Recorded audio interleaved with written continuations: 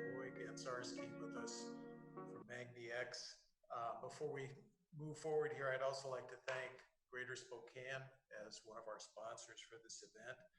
And we are very reliant on that as a nonprofit, of course, as we know, for their help. We appreciate it. Roei, it's great to have you. I'd like to say a few words about Roei before he talks to us. Roei is the CEO of magniX, which is the electric aviation propulsion company, and also really a visionary who I think believes that we can have technology and environment and innovation all work together without any kind of a economic sacrifice, in fact, an economic benefit. So we're looking forward to having him speak. He is not only is the CEO of magniX, which is developing electric propulsion technology, but he is also the executive chairman of Aviation, which is the electric aircraft OEM that will be using the magniX technology. And a lot of that is happening here in Washington State, which is very exciting. He has a history as he's the chair of the Electric Propulsion Innovation Committee, and he is also a graduate of Wharton Advanced Management Program. He's worked within Boeing, got just a very background and a lot of passion for this topic. So we're very happy to have him with us. And Roei, go ahead, take it off. Look forward to hearing from you. Hi, good afternoon. I thought I would keep it short because I could give kind of a presentation about why electric propulsion is important and how it's going to happen. But by the way, Mark, I just want to point out, I don't believe that it's possible. It is going to be possible.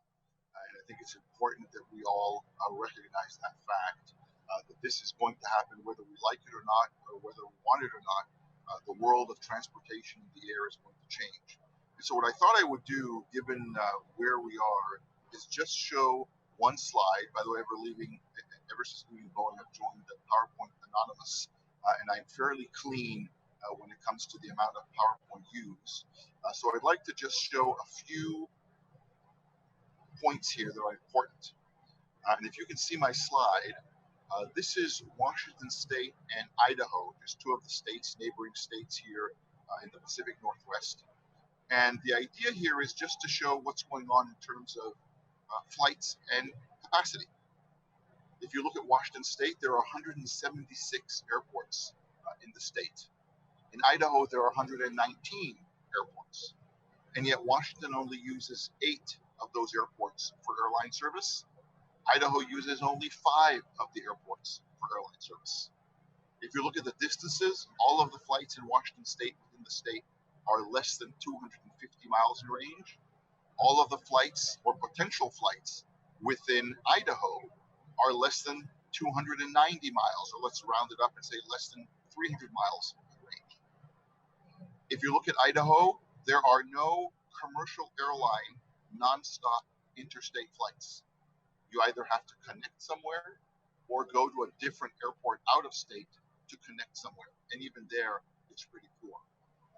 If you look at operations and flights of those operations, if I wanted to fly from Seattle to Phoenix, Arizona, which is a little over 1,100 miles in range, I would pay, this is as of yesterday morning, $231 return. To go to LAX, 954 miles, I would pay $334 return. To go to San Francisco, which is 679 miles, I'd pay $400. But to go to the great city of Pullman, the home of Washington State University, 250 miles away, I would pay a whopping sum of $476 return as of yesterday morning.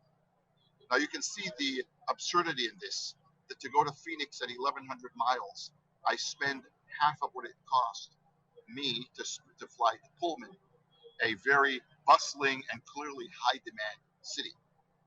And so there's something wrong with this picture. There's something wrong in the fact that we don't use our electric aviation system. There's something wrong with the fact that the electric aviation system, or the aviation system as it is today, is not being utilized.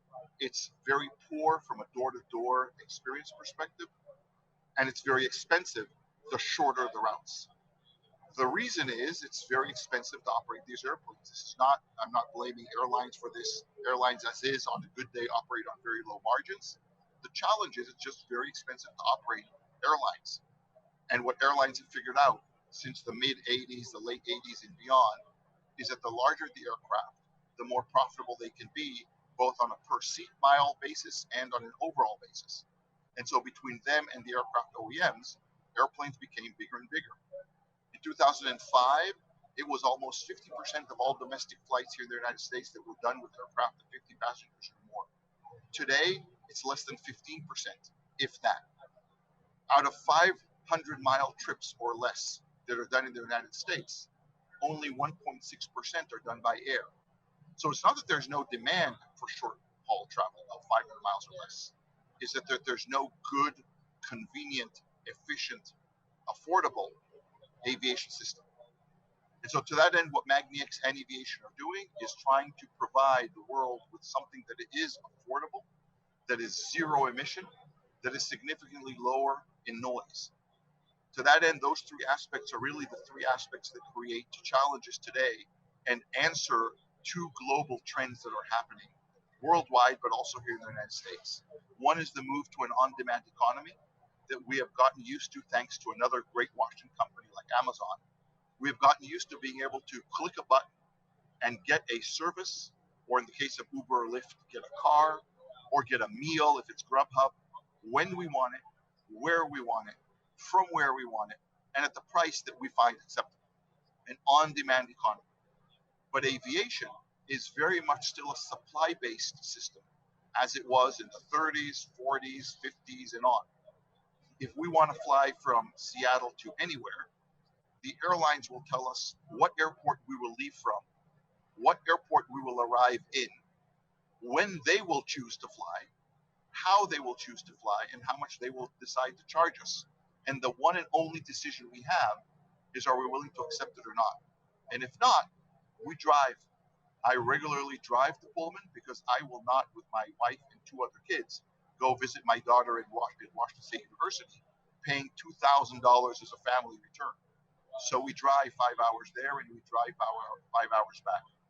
That's an inefficient use of time, of resources, and of capabilities.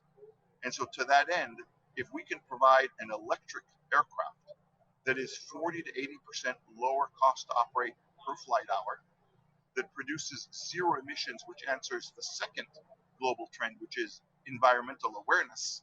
People now understand that emissions are bad for the environment, they're bad for our health, and emissions are not only gas-based. The third point is the noise pollution is just as harmful to our psyche and our ears as it is apparently to our hearts.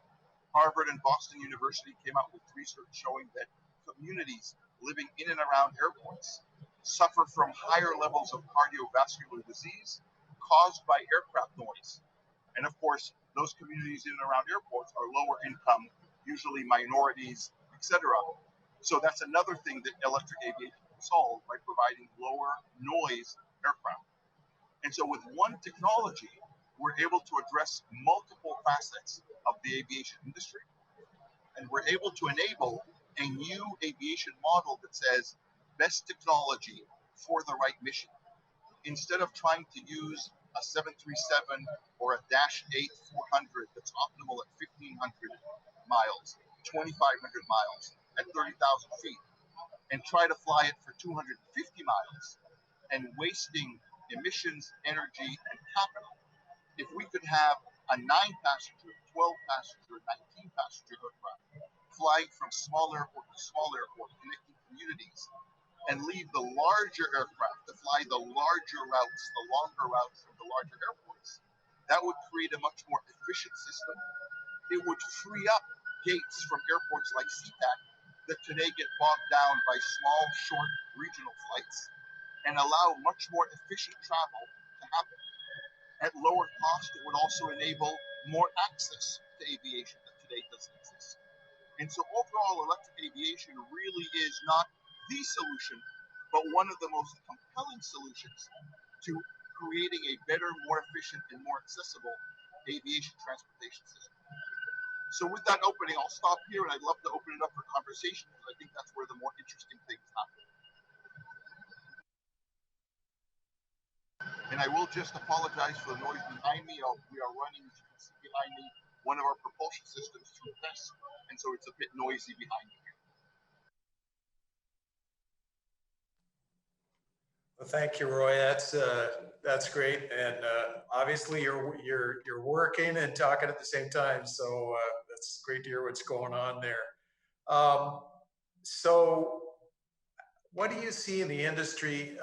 Have you seen people, pretty receptive at these other airports? Are they looking forward to being able to serve as a hub, a smaller hub for these types of flights? Absolutely. Exciting at the airports in both states I mentioned, Idaho and Washington, all literally clamoring to be first in line to do this. A lot of these small airports have no service. They either never had it or lost it.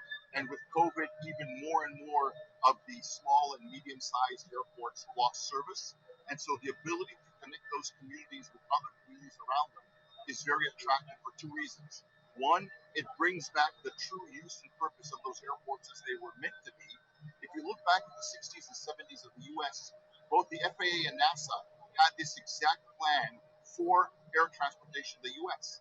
Multiple regional propeller planes connecting to smaller communities, connecting and then to the larger few number of hub airports, at which point passengers would get onto the larger jet aircraft and fly transcontinental, transatlantic, transpacific. But we went away from that because of costs. If we can go back to that, airports really want that to happen. The second is it will enable, I won't call it an economic boom, but definitely economic growth in those areas. The airport will need services, be it ground transport, restaurants, perhaps some shopping, perhaps a hotel.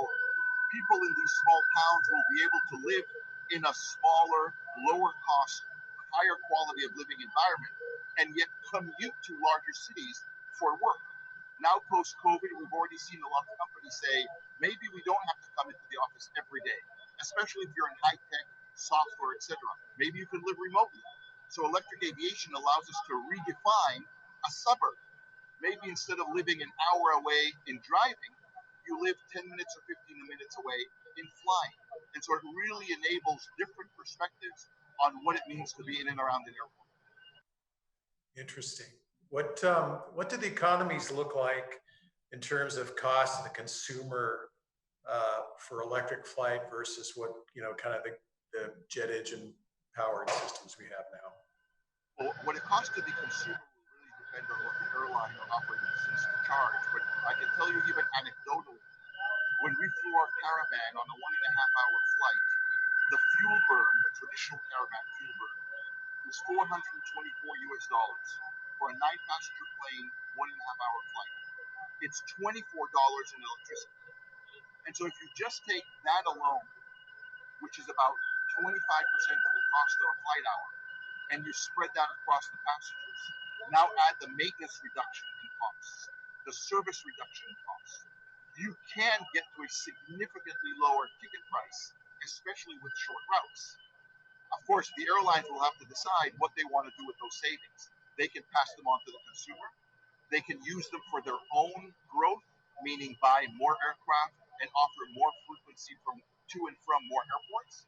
Or they can split it, half of which goes to the airline to grow, half of which goes to the consumer in lower ticket prices.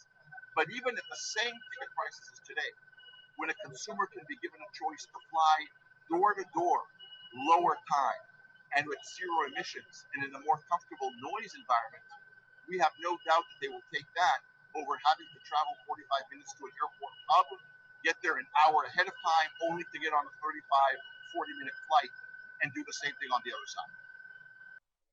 Interesting. Yeah, interesting. What now? You mentioned with Aviation. I know you've got an aircraft that you're testing and developing right now. What's the seating capacity on that? The Alice is a 9-passenger. Okay, and is that what determined that capacity? Is that something that you've identified as kind of a good a good volume to work with, or is it improving the technology and then getting larger platforms as you go from there? Yeah, so there's a combination. One was working with a lot of the operators out there, be it the package delivery companies, the commuter operators, etc., on what would be the right size that would allow them to provide the services that they want to provide in and out of the airports that they want to fly with. That was one aspect of it. The second is the technology didn't exist yet, and doesn't exist yet to do a 50 or 70 passenger aircraft. And so between doing something that's years away or doing something that's practical and can be launched before 2025, we chose that route of practicality. That makes sense. That's good. Do you think this is going to maybe, will this cause some disruption, do you think, in the airline industry? Because I'm assuming this is a smaller capital investment, and maybe you can have more operators, smaller operators that are going to give a little competition to the real big airlines out there. I think this will create a tremendous disruption, but it can also be a tremendous catalyst depending on how the airlines decide to take it. Was digital cameras a disruptor to Kodak?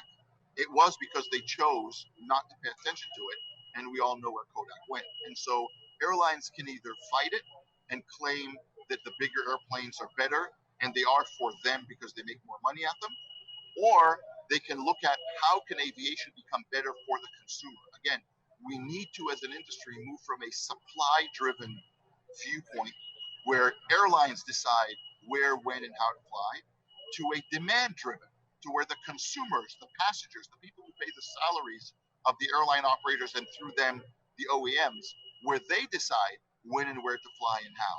So we may not get to an air taxi service or a complete on-demand Uber in the air. That may be a bit of a stretch, but to get to a point that 5, 9, 12 people can together determine the best route and the best timing for an aircraft that's such a low-cost piece of equipment to operate is definitely something doable within the next decade. Great.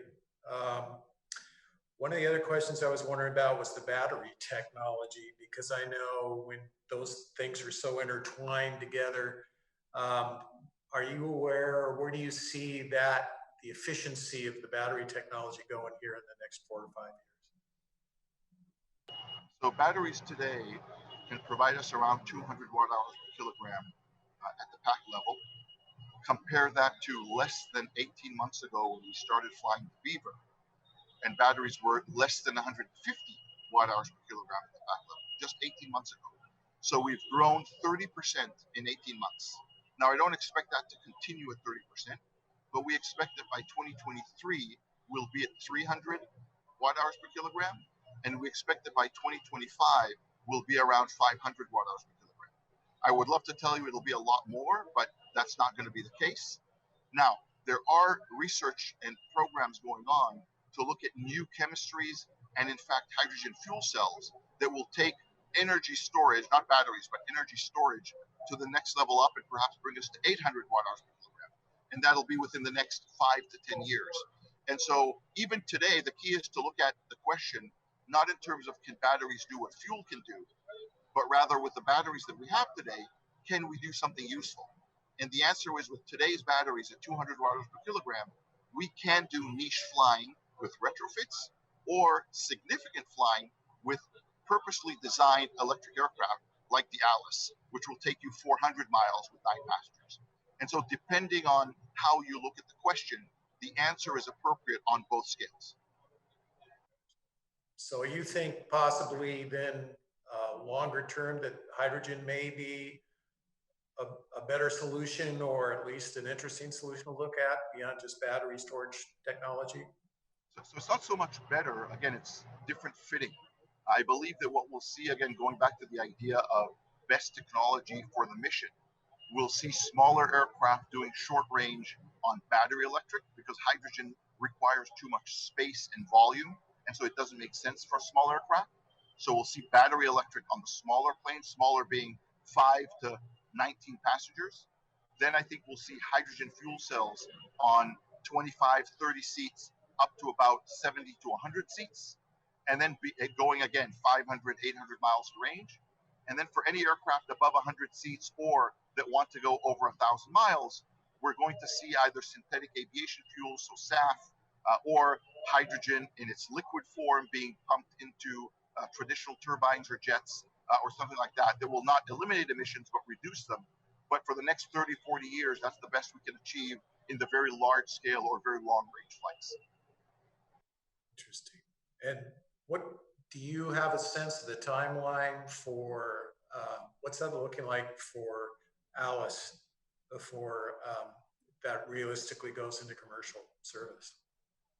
You'll start seeing Alice fly this year and go into commercial service in 2024. Wow. Yeah, it's not long. 3 years away is not long. No, no, that's pretty near term. That's pretty exciting stuff. What's your biggest challenge right now? For you as far as moving forward, are you having some of the issues that everybody else has seen in terms of attracting talent and workforce at all? Well, there's always a talent shortage when you're looking for the best of the best, right? Not everyone can have the best of the best. Not everyone can pull them when and where they want them. And so I wouldn't say there's a talent shortage as much as there's always a talent challenge when you keep looking for only the top 1 percentile of, let's say, the engineers that are out there. A lot of the good ones are already working. Maybe are not willing to take the risk on going to a different state or a different company. So that's always the case, but we have been able to find the best of the best and bring them in. Sometimes it means we have to compromise and wait longer than what we would want to, but we never compromise on the people that we bring on board. And so that sometimes is a challenge. But we're blessed to be able to have done both Aviation and magniX what we need to do so far to make the progress that we need.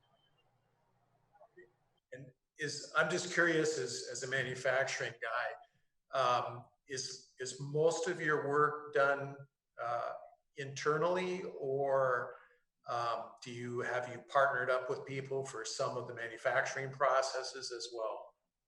Yeah, so all of the design work is done internally. All of the design, the IP around it is all in-house, be it magniX on propulsion or Eviation on the aircraft. We are both assemblers or final assemblers. So like any other manufacturer of either propulsion for aircraft or OEMs for the airframe, we have various companies manufacturing the core parts, be it CNCing, etc. And then we bring those in and we do the final assembly in-house, either in Everett for propulsion or in Arlington for the aircraft. Interesting. I'm looking at a few questions here we've got coming in.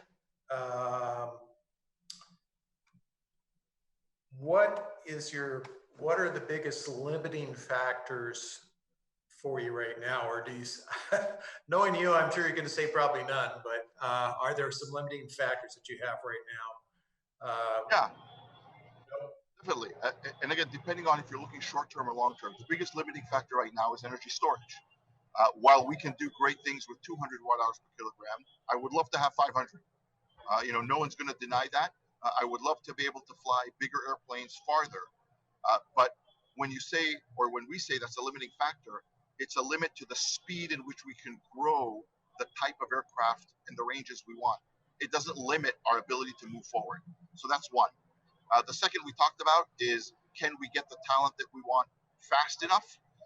The interesting thing is we are competing today not with other aircraft OEMs. In fact, we don't really have to compete with other aircraft OEMs because we offer people who want to be in aerospace something they can't get anywhere else, which is the ability to truly change the world. And I don't say that as a parabola, as a hyperbole. I say that completely with full conviction. We will, when successful, change the world as we know it in terms of transportation. But we are competing with the likes of Amazon, the likes of Google, the likes of SpaceX. So we're competing with industries other than commercial aviation, which is fascinating. And it's hard to compete with an Amazon that pays very well and provides stock options at $3,000 a share. It's pretty hard to compete, but we still hold our own. So that's the second challenge. The third is not so much a challenge; it's simply an element we have to go through, which of course is certification. in any other industry, if we were doing car motors or boat motors or anything else like that, we would have already been out in market making a lot of money. But because we're in aerospace, the aspect of certification is crucial. Now, I don't say that as a negative, I say that as a positive. I intend for my children to fly on these aircraft.